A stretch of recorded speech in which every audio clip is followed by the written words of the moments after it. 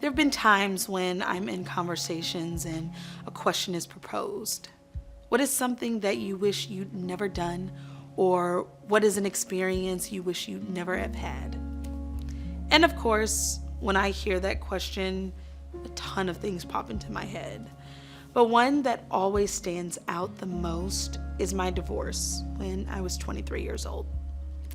That was such a painful and jilting experience and took a lot of healing, a lot of prayer, and a lot of therapy to get over and get through.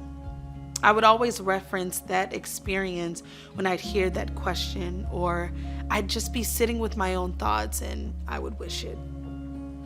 I wish I'd never gotten a divorce. I wish I'd never gotten married. I wish that I'd never had to deal with that heartbreak. However, as I've gotten older, I've started to learn that there were so many lessons that came from that experience that I needed to learn. There was personal growth, emotional growth. I learned how to start creating boundaries for myself. There were so many lessons, and I've actually grown to surprisingly appreciate that experience.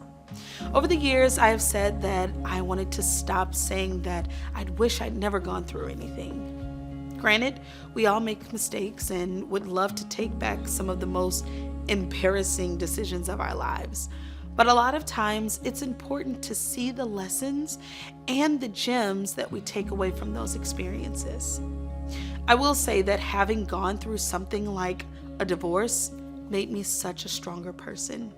Sure, it knocked me off of my feet, but I survived. I like to think about what the scripture says in 1 Peter 5:10.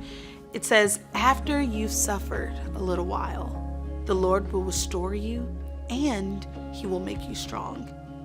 And that's exactly what he did with me.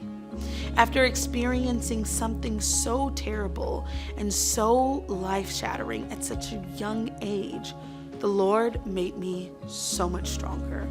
Now I have the ability to withstand so much more than before because of that. Today, I'm saying to you, stop discounting your experiences, your hardships, and your struggles. It may be difficult to see at the moment, but all of those things are woven together to create the amazing, strong, and beautiful person that you are and will continue to be. So, the next time that you're challenged with a question like that, what is something that you wish you could change about your life?